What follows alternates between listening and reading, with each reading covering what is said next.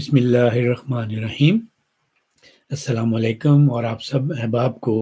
کھریاں کھریاں کے اس سیشن میں خوش آمدید۔ اور آج بات کریں گے، جیسا کہ آپ نے دیکھ ہی لیا ہوگا، یہ جو اس کا تھم نیل ہے آج کی ہماری ویڈیو کا، کہ گفتگو ہونی ہے عارف علوی عرف دندان ساز۔ اب حامد میر اور اس بدقسمتی سے جو ہمارے ملک کا اس وقت صدر ہے عارف علوی، حالانکہ اس میں کوئی ایک بھی خصوصیت صدر والی نہیں ہے سوائے شیروانی پہننے والی۔ باقی اس کا جو کردار ہے، جس دن سے اس نے حلف اٹھایا ہے، وہ صدر والا نہیں ہے، یہ عمران نیازی کے شیرو والا ہے۔ یہ بالکل جس طرح شیرو جو ہے عمران نیازی کے تلوے چاٹتا ہے، بالکل اسی طرح ہے۔ اس نے کبھی اپنی جو ہوتی ہے نا، جو ایک اس کی جو ایک پوزیشن ہے، جس حیثیت پہ جس کرسی پر یہ بیٹھا ہوا ہے، اس کے وقار کا جو تقاضا ہے، یہ اس پہ کبھی پورا نہیں اترا۔ اس نے پارٹی ورکر کی طرح عمران نیازی کے جو کام کیے ہیں، اور کبھی اپنے منصب کا خیال نہیں کیا، کوئی ایسا مشورہ نہیں دیا کہ بھائی عمران نیازی اگر کوئی غلط کام کر رہا ہے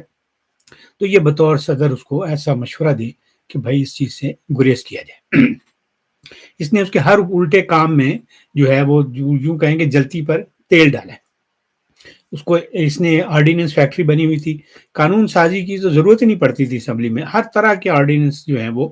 تیار کیے جاتے تھے اور یہ فٹافٹ سائن کر دیتا تھا۔ سب سے بڑی جو اس نے کی تھی جو زیادتی، وہ آپ کو یاد ہوگا، جسٹس قاضی فائز عیسیٰ کے خلاف ریفرنس تھا۔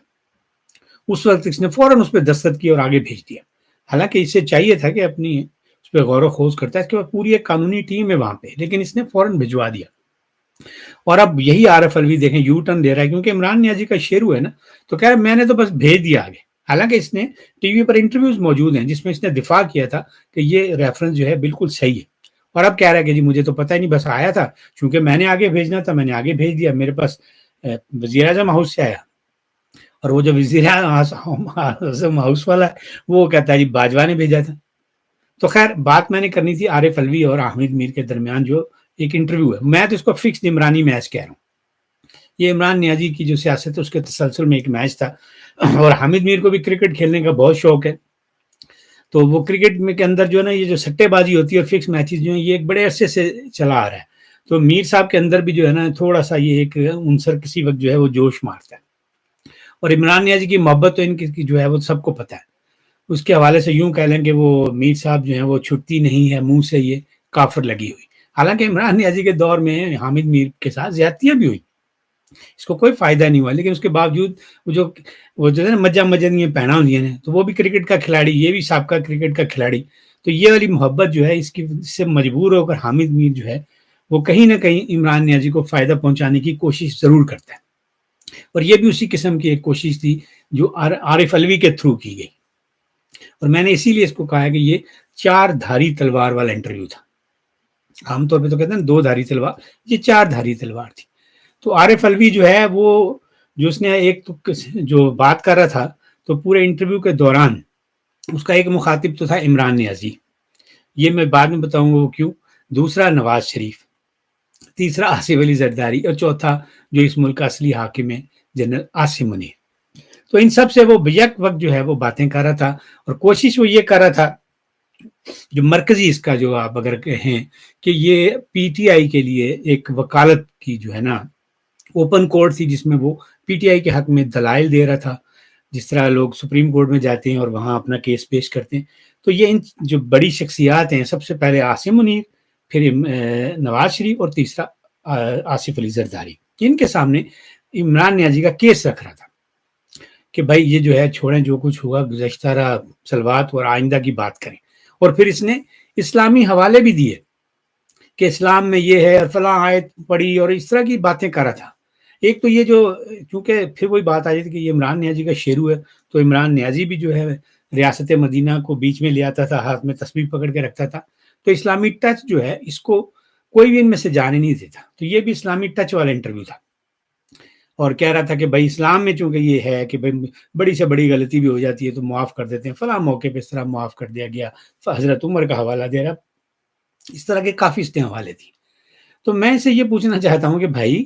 آپ ابھی صدر نہیں بنے،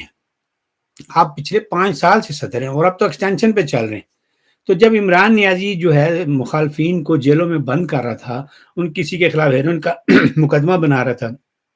کسی کو جیل میں کے اندر اذیت دینے کی کوشش کر رہا تھا، ہر طرح کی زیادتی کر رہا تھا، تو اس وقت آپ نے کیا ایسی کسی اسلامی قدر کے حوالے سے یا اسلامی آیت کا کوئی حوالہ دیا عمران نیازی کو؟ اسے بتایا کہ بھائی اسلام یہ کہتا ہے کہ دشمنوں کو معاف کر دوں؟ وہ تو منہ پہ ہاتھ پھیر کے کہہ رہا تھا کہ میں زیاداری کو نہیں چھوڑوں گا، اور امریکہ سے کہہ رہا تھا کہ جب امریکہ گیا ہوا تھا کہ میں چاہتے ہی نواز شریف کے وہ ٹی وی نکالوں گا، اے سی بند کروں گا، اور پھر جی نواز شریف کو لندن سے خود لے کے آؤں گا اور عام جیل میں رکھوں گا۔ تو یہ ساری باتیں جب عمران نیازی کر رہا تھا اور یہ انتقامی سیاست کر رہا تھا، تو اس وقت یہ جو ہے یہ جو عارف علوی دندان ساز یہ کہاں تھا؟ اس نے اسے کیوں نہیں مشورہ دیا؟ ظاہر اس کی حیثیت بھی نہیں تھی اتنی، یہ تو اس کا پالتو جو شیرو ہے اس سے بھی شاید اس کی حیثیت کم ہے۔ مجھے اچھی طرح یاد ہے، آپ لوگوں نے بھی ٹی وی پر دیکھا ہوگا کہ جب سعودی پرنس آیا تھا تو یہ اس تقریب میں خطاب کر رہا تھا، تو یہ بیٹھا ہوا تھا، تو ملک کا صدر تھا اور عمران نیازی وزیر اعظم، تو عمران نیازی نے اس کا ذرا لحاظ نہیں کیا اور اس کو کہا، اور کہا بھی الوی، مسٹر پریزیڈنٹ نہیں کہا، الوی عارف اٹھ کر تقریر کرو۔ تو اس کا اتنا توہین آمیز لہجہ تھا، جی ظاہر ہے شیرو ہے یہ، تو اس نے اپنے شیرو کو اسی طرح مخاطب کیا اور یہ بیچارہ اسی وقت اٹھ کر اس نے تقریر شروع کر دی، حالانکہ پہلے یہ بیٹھا ہوا تھا۔ تو اس طرح کا تو تابع دار یہ بندہ ہے، تو یہ ظاہر ہے وہی تابع داری اب بھی نبھا رہا ہے۔ اور پھر اس نے یہ کہا کہ جی عمران نیازی جو ہے بہت جو ہے نا ایماندار بندہ ہے، مالی طور پہ میں اس کی گواہی دیتا ہوں۔ تو مجھے وہ پنجابی کی مثال یاد آ رہی، خواجہ دا گواہ ڈڈو۔ یہ سارے ایک جیسے ہی ہیں۔ اب اس کی گواہی پہ عمران نیازی کو اگر ایماندار مان لیا جائے تو پھر کیا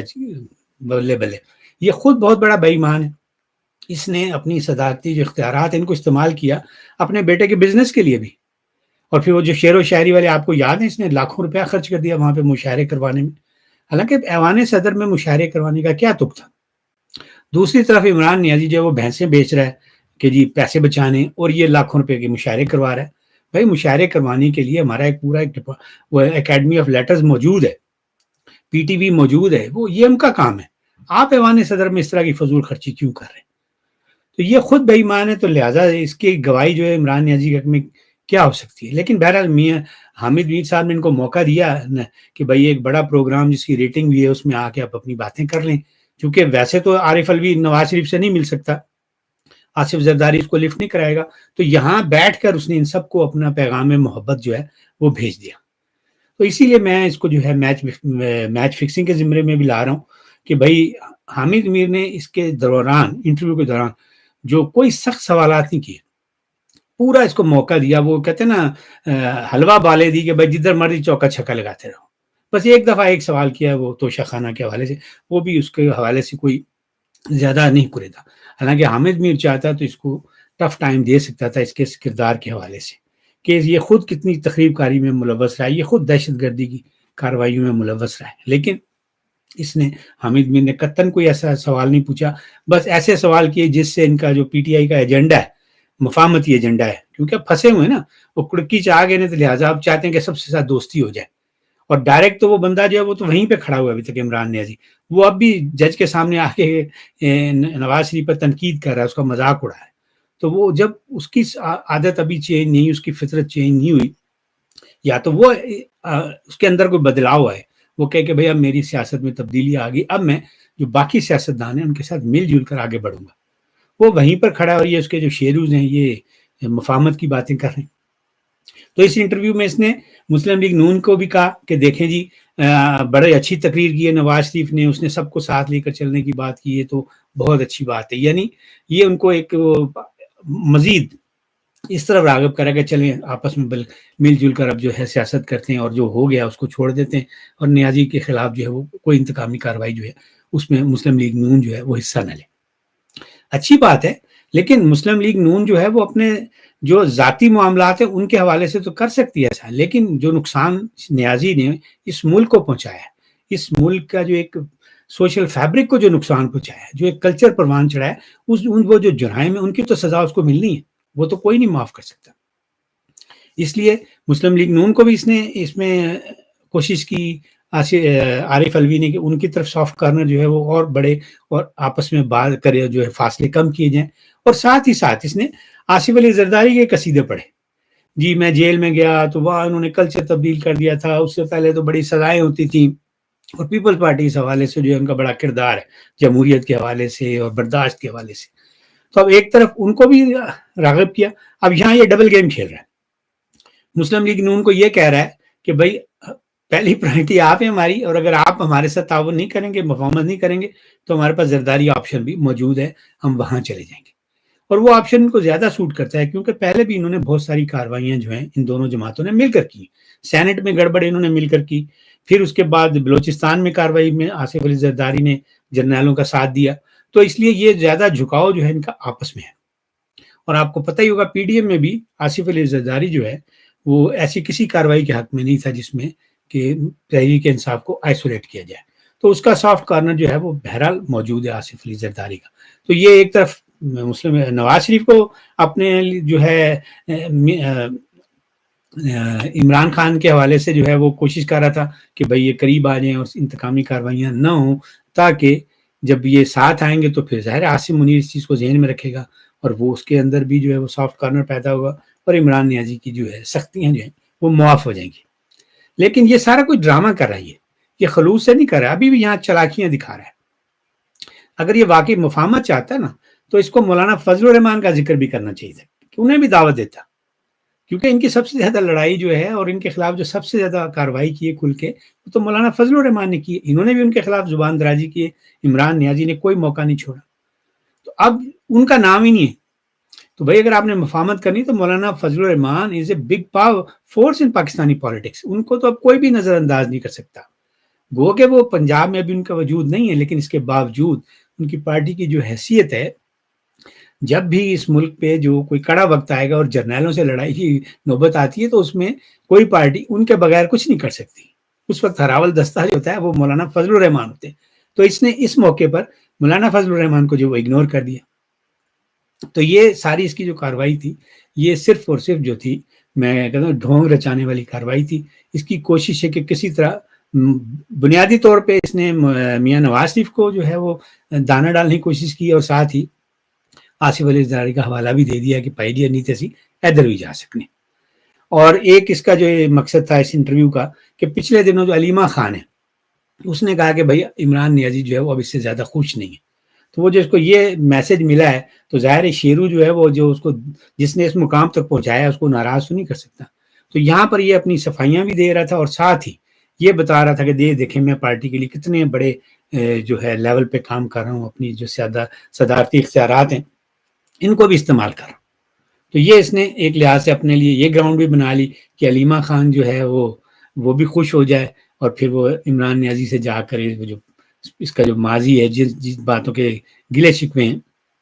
وہ ختم ہو جائیں اور اس کے لیے جو ہے جب اس کا صدارتی منصب جو ہے یہ ختم ہو تو پھر اس کو کام کرنے میں تحریک انصاف کے ساتھ دوبارہ کام کرنے میں آسانی رہے. تو یہ ساری وارداتیں تھیں اس کی. اور اس انٹرویو میں حامد میر نے مجھے نہیں سمجھ آتی کہ اس بندے کو اتنا اپنا پلیٹ فارم کیوں دیا. اب تو یہ ایک چلا ہوا کارتوس ہے، مدت اس کی ختم ہو چکی ہے اور اس کے پاس کوئی ایسا آئینی اختیار بھی نہیں ہے. یہ تو ایک فارمیلٹی کے طور پہ اس وقت جو ہے چونکہ اگلے صدر کے انتخاب تک جو ہے اس کو رہنا ہے، حالانکہ یہ چاہے تو جا سکتا ہے. جس طرح یہ عمران نیازی کی وکالت کر رہا تھا بطور سیاسی کارکن کے، اس کے اندر تھوڑا بھی ضمیر ہوتا، اس کی اخلاقیات اس میں ہوتی تو یہ یہاں سے اپنی ریزائن کرے، پھر اس کے بعد ہمارے پاس ایک جو ہے سینٹ کا چیئرمین وہ صدر بن جائے گا اور یہ جا کے کھلے ڈلے انداز میں عمران نیازی کے لیے کام کر سکتا ہے. پھر یہ جا کے نواز شریف سے بھی مل سکتا ہے، آصف علی زرداری سے بھی مل سکتا ہے، سارے کام کر سکتا ہے. لیکن یہ بندہ چونکہ بنیادی طور پہ مفاد پرست ہے اور یہ اپنی صدارتی کرسی کے ساتھ چپکا ہوا ہے، جب تک موج میلہ جاری یہ کرتا رہے گا. اور اس میں یہ ان کو بھی خوش کر رہا ہے. پچھلے دنوں جب یہ حج پہ گیا تھا تو یہ حج بھی اس کا جو تھا پری پلانڈ حج تھا کہ بھائی میں جاؤں گا، پیچھے سے آپ نے نیازی کے خلاف جتنی کاروائیاں کرنی ہیں وہ بھی کر لیں. تو یہ ہر طرف سے سب کو داؤ لگا رہا ہے اور پھر اس کی کوشش ہے کہ میرے جو ہے بلے بلے بھی ہوتی رہے. لیکن اصل جو مجھے جو اس میں یہ انٹرویو دے کر حامد میر کے حوالے سے میرے ذہن میں آیا کہ بھائی میر صاحب آپ کو کیا ضرورت تھی، آپ کا اتنا بڑا ایک پلیٹ فارم ہے، آپ کا پروگرام ہے، اس کی ریٹنگ ہے، آپ کو اس چول کی تو کوئی ضرورت نہیں تھی. آپ کو یقیناً اس انٹرویو سے کوئی لفافہ تو نہیں ملا ہوگا، اور نہ ہی اس بندے کی باتوں سے جو کچھ اس نے کہا ہے اس سے آپ کے جو صحافتی جو ایک کیریئر ہے اس میں کسی چاند کا اضافہ ہوگا. مجھے تو بس یوں لگتا ہے کہ حامد میر نے اس کو بلا کے جو ہے گناہ بے لذت جو کہتے ہیں نا اس کا ارتکاب کیا. بہرحال اسی کے ساتھ اب میں آپ سے لوں گا اجازت، پھر انشاءاللہ آپ کے ساتھ کسی اور موضوع پر گپ شپ ہوگی. اس وقت تک کے لیے رب رکھ.